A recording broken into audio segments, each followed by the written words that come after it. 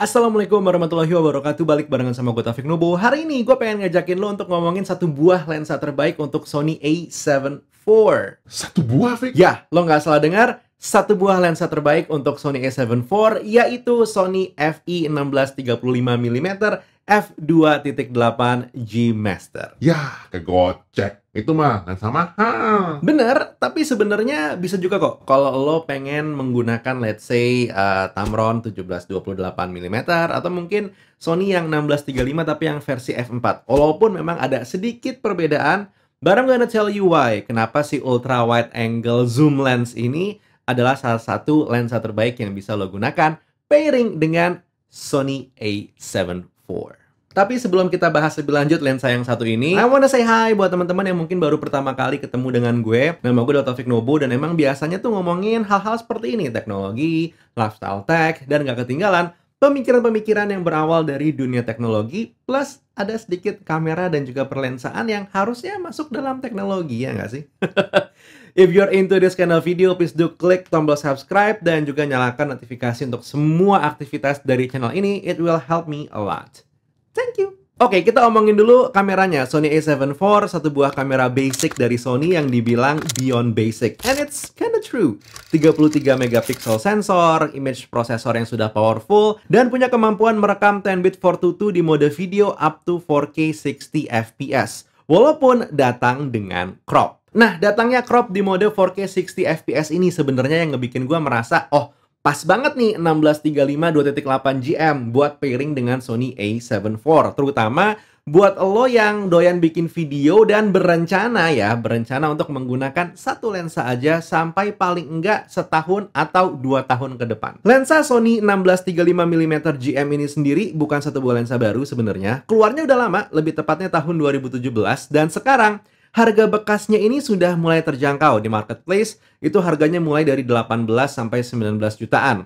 Dengan kondisi fisik yang biasanya ada lukanya tapi berfungsi normal.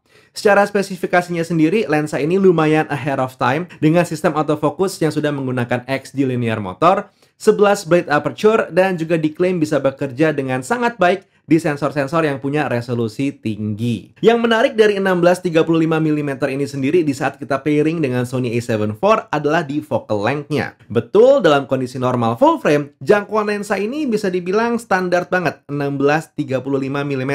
Ya oke lah, untuk kelasan ambil gambar ultra wide, vlogging, atau untuk bikin video seperti yang gue lakukan saat ini ya. Field of view-nya emang ini 16mm. Dan alasannya cukup simpel. Yang pertama, ini biar jarak antara mulut dan juga mic itu lebih dekat ya. Jadi secara suara, karena ruangnya ini tidak gua kasih treatment akustik dan segala macamnya, harusnya menggema. Dengan jarak gue yang hanya sekitar 2 jengkal dari mulut dan juga mic, itu ngebikin suaranya jadi lebih baik. Dan yang kedua adalah gue pengen mendapatkan view yang terkesan ruangannya lebar. Dan yang ketiga, 2.8 ini pengaruh banget ya untuk ngasih sedikit efek blur di bagian belakang biar terkesan ada separasinya antara gue dengan background. Gue tahu lighting gue itu cupu, bahkan mungkin buruk, tapi kadang-kadang di saat kita perlu push konten cepat, ya penggunaan lensa dengan bukaan lebar ini menjadi salah satu hal yang membantu. Padahal lebar, tapi ada separasi. Nah, itu yang saya suka.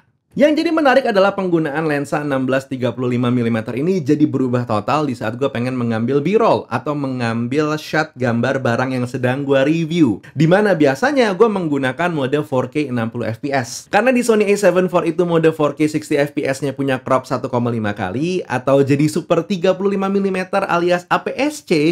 Di sini lensa yang kita punya 1635mm itu field of view-nya berubah menjadi 24 ke 52,5 mm. Dan ini sangat menguntungkan ya untuk mengambil B-roll barang, dimana kalau ruangan kerjanya cukup sempit, focal length 30-50 mm ini menjadi andalan. Dengan bukaan hanya tanda kutip 2.8, tentu bokehnya berbeda antara full frame look dan juga APS-C look, walaupun sama-sama di 2.8. Kalau lo lihat hasil gambar-gambar yang gue miliki, bokehnya masih hadir walaupun jatuhnya seperti ada di f4-nya full frame.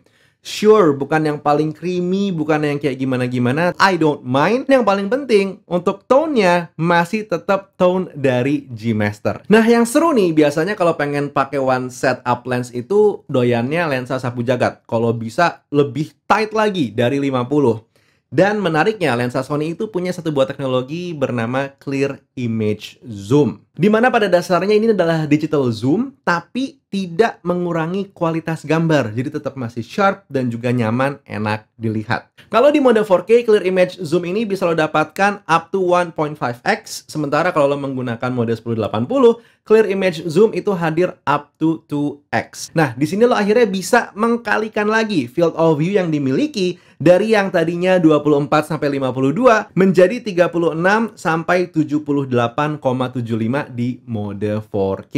Dan ini udah enak banget kalau lo pengen mendapatkan background compression, lo pengen mendapatkan field of view yang lebih tight lagi, dan semuanya bisa dilakukan hanya dengan satu buah lensa aja, yaitu si 16 35mm f2.8 GM.